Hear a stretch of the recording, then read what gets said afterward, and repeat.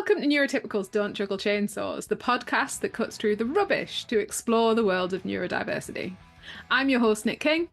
And I'm your host, Kate Fox. And together we're here to explore, understand and celebrate being neurodivergent in a neurotypical world. From ADHD and autism to dyslexia and other quirky brains, we talk about it all. And go off on tangents. So whether you're neurodivergent, love someone who is, or you're just curious about neurodivergent minds, you are in the right place. Let's get ready to juggle some words and maybe even a few chainsaws, metaphorically, of course. Welcome to another live episode of Neurotypical's Don't Juggle Chainsaws, hosted by me, Kate Fox, and... me, Nick King. Yes. In front of an amazing live audience of Gosforth Civic Theatre. We'll be vague about the time that this is being recorded so that you can imagine that it's live, even though I've just literally said being recorded. So imagine that it's happening right now. Do you see what I mean? Some people looking confused now. Is it recorded? Is it live? Well, we're live. But it is also recorded. Two things can be true at once. Exactly. Wibbly wobbly, timey wimey, as Zed says. And welcome to a special podcast called Neurodiversity Bingo. We have 3 topics on the bingo scorecard, and Nick, you did this. Tell us about them. You say I did this, but I actually just instructed Zed to do this, so there you go. Excellent. Good. All right, Zed, why did you choose the 3 topics of Neurodiversity Bingo, and what are they? Oh, hang on, you'll need a microphone. To be fair, I picked the topics. Zed did the rest of the work. We picked them together. We have self-identification. I am autistic/neurodivergent because. We also, on the similar line, have you can't be autistic because. Did you notice the tone change? You see, we can also have changes in tone. And we've got sensory joy as well, because I just always like to know what things bring sensory joy to people. I always want to know. And basically, these are the things that are commonly said or commonly occur. So I reckon, should we start with you? Can we start with you can't be autistic because? And can we slightly translate that to you can't be neurodivergent because? And that was good. Andy's lined it up psychically on the back projector behind us. So I think we're going to have to alternate reading these out, because remember, the people on the podcast cannot see them. Oh, but can you remember them and see them and read them, or should I do it? I can read them. I'm good. Oh, okay. Let's go on that way. You can't be autistic because you make eye contact. You can't be autistic because you don't look autistic. You can't be autistic because you show too much emotion. And you are far too clever. And you're a girl. And isn't everyone a little bit autistic? Thank you. Oh no. Feeling Thank the you. pain That clearly resonated. You're just following a trend. I got it off the TikTokies. Yes. Back in my day, we weren't autistic. Autism isn't real / it's just woke nonsense. You're just a little quirky. Oh, that felt accusatory, didn't it? Yes, it did. But you're unvaccinated. Try harder. You have friends? Oh, this isn't on there, so I'm just adding this. You're married? You were a well-behaved child. And you are too normal. You don't act like... insert bad representation of autism. You don't act... Oh, gosh. Yeah, but the only name that's coming into my head is Greg Wallace. And I have to say, no one has ever actually said, you can't be autistic because you're nothing like Greg Wallace. Funnily enough, that's never happened. I feel like the podcast's just been cancelled immediately. What, Rain Man? Okay, Sheldon off Yeah, Big yes. Bang Theory. I did have Sheldon Cooper in mind when I wrote this. We've had some other entries from the audience said, would you Oh, mind that's a passing pile. them up It is to one us? of the biggest piles.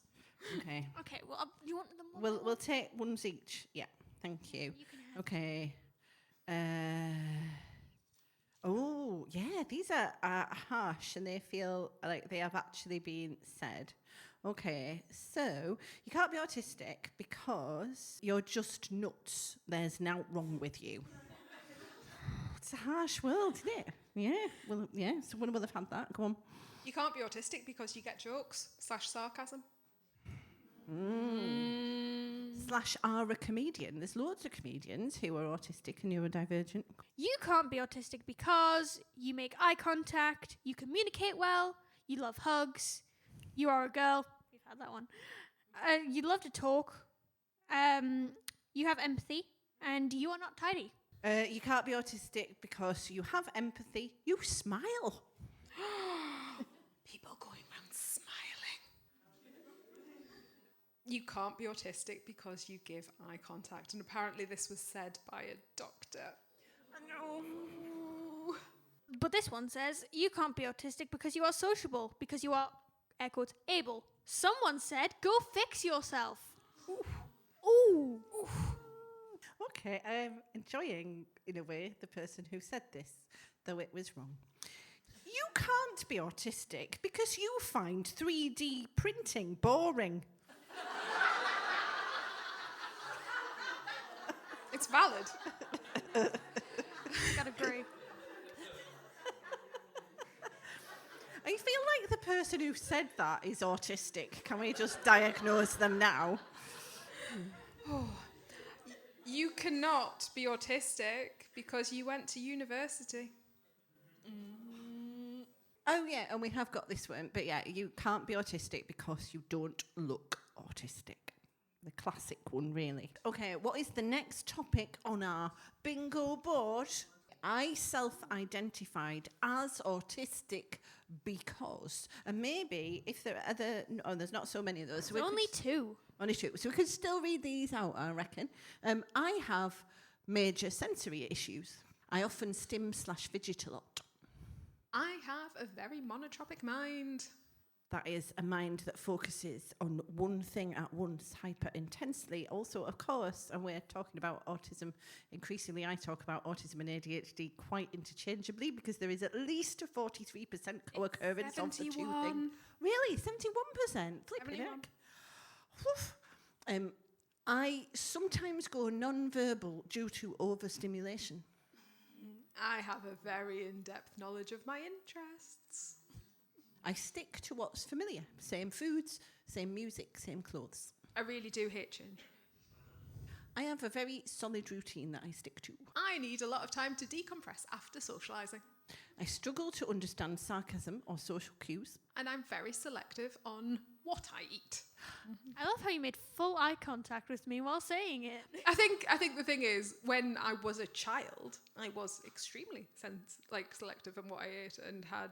What did I eat? My foods were cucumber sandwiches, chicken, and jacket potatoes, and that was pretty much what I consumed until I was about 10. And now I eat everything. But I'm still on what my mum likes to nickname the beige diet, and if it wasn't for the plain ham sandwiches at my college, I probably wouldn't eat half the time. okay, I got a post-it before that had all three on, so I'm going to go with I self-diagnosed because I researched and diagnosed myself, and with yourself and your kids with a myriad of health conditions, because breaking news, folks, it's hereditary.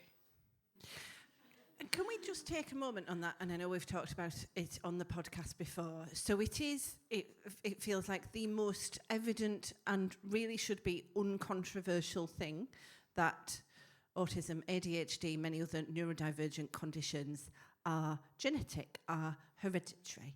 And yet, so I am baffled about this, and you have more contact with parents than I do, but how is it that people are still like sitting there with their multiple children who have been diagnosed with things, going, oh, me and over there, my autistic children, and literally never thinking that it might be them. How is this still a thing? Ableism?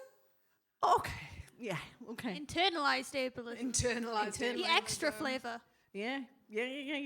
Like, that's another thing where I have to keep my, well, no, I do have to. I feel I have to keep my face neutral while someone is telling me about their entire family and all their neurodivergent traits and their own neurodivergent traits and not... And Lacking in a mirror. yeah, totally. Right, okay, so we have here, I self-identified as autistic because I can remember roots and pin codes, and I have obsessions. I am also a trailblazer. Yes, and so many of us who are neurodivergent are innovative thinkers. We do things differently. We break the rules either intentionally or unintentionally, and thus we change things and we catalyse. And unfortunately, that is not currently in the official diagnostic criteria, but it's one of the ways by which I recognise my fellow neurodivergent humans. And since there's not as many people here who've listened to the podcast regularly, maybe I should do the George. Yeah, we'll do the George thing. So the neurodivergence in my family is evident, very evident throughout. But one of the things that I do tell people is I am directly related to George Stephenson, who invented trains. And there is nothing more autistic than inventing trains. Okay. Something else we talk about on the podcast quite regularly is that we will probably be the last generation of neurodivergent people who were not diagnosed as young people and in childhood. And this person said they were diagnosed at 3 and they self-identify as autistic and they understand their autism because, you know, they're happy to fixate on points, they fidget, they are selective about what they eat, and they really struggle with change. But I think this is going to be the shift in our generation when we will be the last group of people potentially who have to self-diagnose and self-identify because the next generation coming through are very probably going to be diagnosed. So there we go. I think the other day on a writing course I was tutoring, a young singer, actually it was quite funny, so a young singer came to kind of round off the week of writing course, and it's in the far north of Scotland, and it was a week for neurodivergent writers, a course altogether. So it was lovely, we had this sense of solidarity. But usually at the end of this Scottish week, they celebrate the end of the courses by bringing a bagpiper in. A bagpiper. And we saw the bagpiper on the schedule for the neurodivergent writers course and went, but luckily they were on it, and the woman running the centre said, it's all right, we've cancelled the bagpiper. Never has a more autistic friendly sentence been spoken. But the young singer, she was 17, and she asked us what the course had been about. And I was almost, because there is still that moment where you're having to out yourself, and there's still, I definitely find a hesitancy. So I kind of paused. I was like, it was a course of neurodivergent writers. And she went, oh, I'm autistic and ADHD. And we all collectively breathed a sigh of relief. It's like, oh, we're all together. But she had only recently been diagnosed after quite a significant fight to get that diagnosis. And I always think of Scotland as autistic utopia. So in a sense, and I always have the thing of, and of course, Zed, you were diagnosed like, what? 6. Yeah.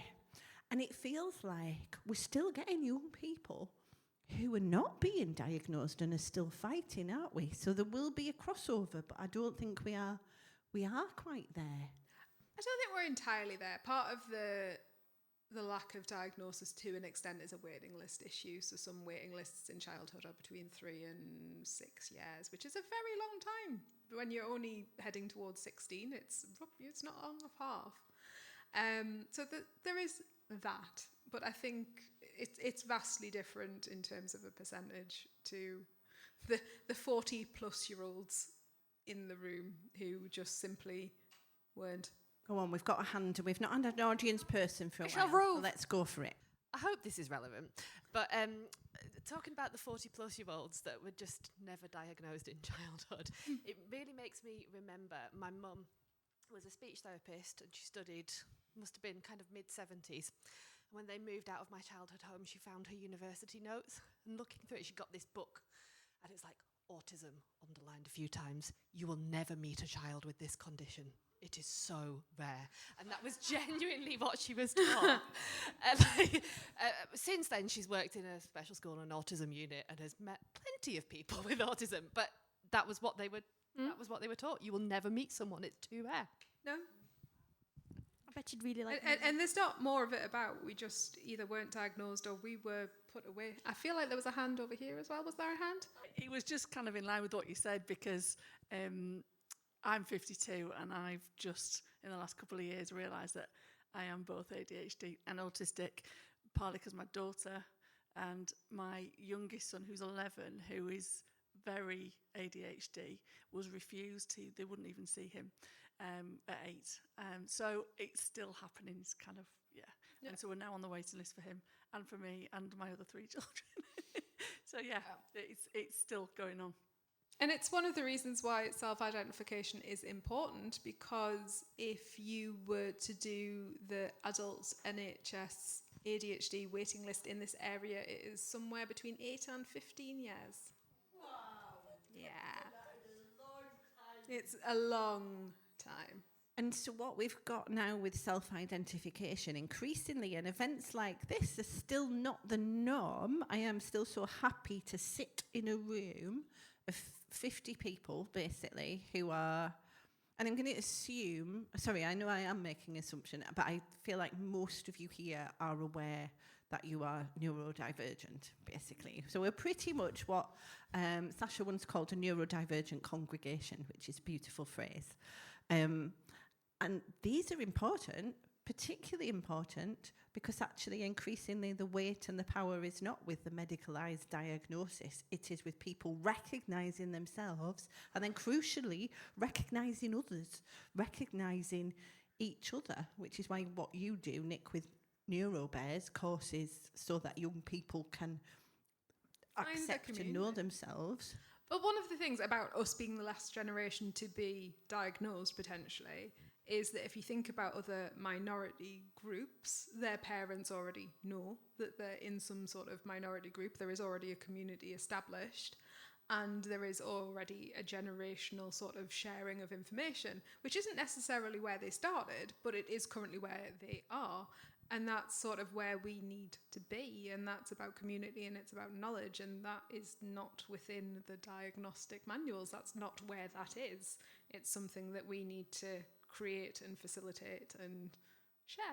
And I know lots of people in this room in various capacities do that and making those networks or being part of those networks.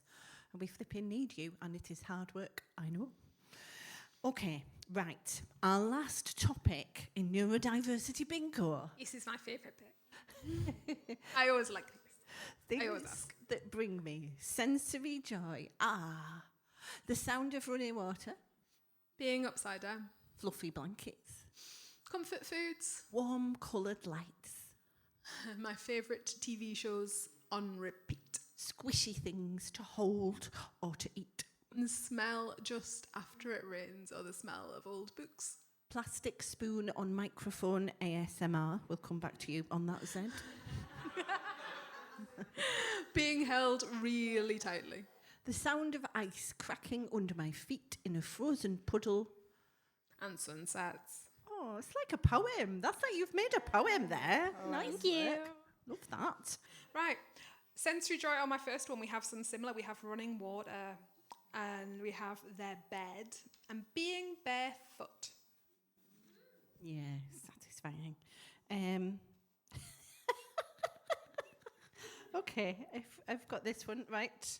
I'm going to read this in what I feel like is the unapologetic tone it was written in. Farting brings me sensory joy. I don't hold it in, I just don't. Thank you, whoever said that. Beautiful. Thank you. Possibly slightly less sensory joy for those smelling it in the vicinity. Maybe. It's okay. We just don't. Just don't. Sensory joy, doom scrolling. I mean, I get sensory joy of doom scrolling and turning off all of the feelings in my body so I don't have to. It's great. Okay. We have beetroot. I like a pickled vegetable. A weighted blanket. Right, this is the one that I need more details on, okay? Right, nibbling chocolate off a Kit Kat until it all comes away perfectly. What end are we starting at? So it's not necessarily specifically Kit Kat, but in a Kit Kat sense, it would be you open it up and then you snap the first finger off, then you take the end off. Right, Then the thinnest end. Yeah. Then you nibble down the Sides, and then you take top. the other end off, then the top, then the bottom. And if it all works, then it's just... No, that is the correct procedure. I'd forgotten about this, but Maltesers as well. You pop it in, nibble the chocolate off inside your mouth till you've got the... No, I haven't got the patience for that. Yeah. No. I was also using a timeout bar as a straw with hot tea. Does anyone old can be enough to any remember biscuit. Spirers? They don't make them. Thank you. Yes. This is a lack in my life because I needed tea through a Spira. Right. Thank you. Moderately digressed. What? No, we're still on track. This is nice. Another kind of poem. I love watching colours in the sky, gemstones, and Pokemon cards. Lovely. I feel like this is one for Kate, really. It says, an open-air heated swimming pool with rain on my face. Yes. And can I add, and then also being the only person in that swimming pool. Yes. Of those things. Whenever it happens, I am so happy. That's lovely. Said. Things that bring me sensory joy. Hairdryer. I mean, I like a hairdryer in the sense that I can put my headphones back on and they don't get wet. So the hairdryer, I just love the sound, the heat. When I was little, I used to just blow in my face till my face got dry. I still do. The scent in my plushie, so I can build a bed, so you can put like scents in it, and I absolutely love it. My pets, I love my pets more than humans, and my plushie, and I'll add Thai hugs on there. I do like that. So. I actually cannot read this because it brings me sensory repulsion, and so as Nick is a mother, you have to read this one. I tell you what, I've got one that I'm not okay with, so we'll swap. Okay. It's like a Pokemon training center. Oh, okay. I read this one before we started. Right. I feel like this needs a trigger warning. Oh, I live in fear. The sensory joy is picking bogies out of babies' noses. I was there until it was specifically babies' noses. What? And or cradle cap. It can't be a random person's baby, no, because somebody would phone somebody. No, not random people's babies. Your baby. Yeah. What? No, just no. Okay. It's niche. Yeah, it's niche, but you're probably supposed to, in other settings, pretend to be more happy than I just did about the whole baby-related thing there. Okay, strongly moving on. My sensory joy, getting into a freezing cold bed with clean sheets. So I'm the other way. I have a heated electric blanket all months of the year. All of our house has a heated blanket or a heated sheet. All months of the year. Things that bring me sensory joy. Tech! Yay! For context, I'm a theatre tech. I love tech. It is Generation Z are everything. in the room. Hey. Coding and trance music. Nice. Yeah, hearing all those. Okay, sensory joy, touching all the fabric everywhere and then being totally, if it feels spiky and awful. sensory joy can so quickly turn to sensory pain. Blankets in the dryer after the dryer. I have to say, one of the things that I just on my just don't list is blankets not put through a dryer. No hard, scratchy like towels, blankets. It needs to be fluffy. The thought of people who don't put their towels through a dryer. When they have that like specific one patch that's just scratchy, no. However, this person will probably like them because they like scraping their fingers along brick walls. Oh. You know what? I can see that. You can hear it. I mean, it's definitely a strong stim. I'm going to give us a time warning, by the way. It's 8 minutes past 9, so I reckon we're going to speed a little through our sensory joys and get to a point where we can ask our audience for future podcast suggestions after we've wrapped the podcast up. Go on, Zed. Things that bring me sensory joy. Watching repeats of my childhood shows when you're 25. Definitely. Yeah. I haven't made it to 25 yet, but watching reruns of Gravity Falls is one of my favourite activities. Mine's Call the Midwife. I heard a my gasp. burnout show, Call the Midwife. I heard a gasp when I mentioned Gravity Falls. I found my people. Yes. Yeah. Can you? I'm going to say it, right? Can you see what's? I don't know if you can hear, podcast listeners at home, what's happened, and I'm loving this. Although I'm also going to note we've got onto our joys. And it has made a room of people. Like, we are full of, it's in our bodies, like the joy is, and it's leaking out of us in sound and movement, and also some of the repulsion in us. And that is one of the very happy things about being neurodivergent, isn't it? It's a kind of beautiful thing and not heard enough. I've got a polarising one. Now, I am of the opinion that this is good, and I will sit and doom scroll this one. And it's watching spots being squeezed. And then there we go. Half the room was like, no, and half the room was like, yes. I would like to add, in addition to this, specifically at 10 or 11 o'clock at night when you can't sleep, just scrolling through them while you're half asleep, especially the blackheads. The blackheads, yeah, the blackheads. Blackhead fan. Ew. Yes. Ew. I love how several people agreed on the 11 o'clock at night. Specificity. Okay, is that us on our sensory? Thank you so much. That was kind of a beautiful and repulsive journey through many things. Oh, okay. So I feel there was lots of identification with many bingo points, and again, that's part of the group connection. It's like not just me, us two. Though some of it is just me, or just you on the bogies in the baby's nose or whatever it is, but it's kind of beautiful. Is neurodiversity bingo the way forward, Nick? I quite enjoy our neurodiversity bingos. I think there's something beautifully collective about it. There's something beautifully polarising about it. And there's something where I get to turn around and be like, oh, I'm psychic. Obviously, I know all the things. I mean, you do know all the things. I do know all the things. Because you're a mother. I think just people are very, unfortunately, predictable. Yeah.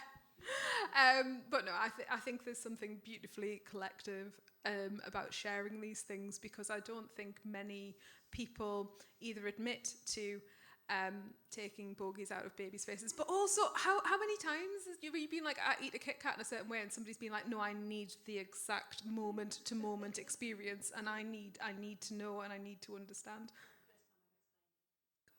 But you're obviously in the right rooms.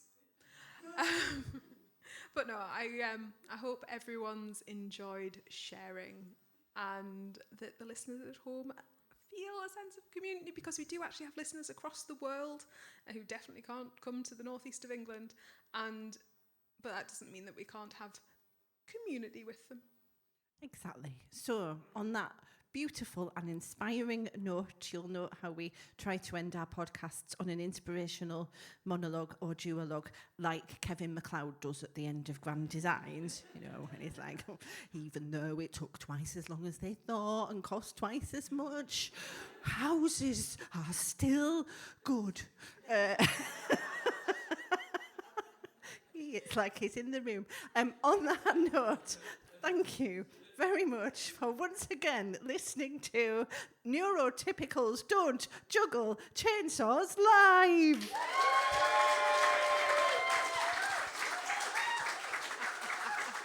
Thanks for tuning in to Neurotypicals Don't Juggle Chainsaws.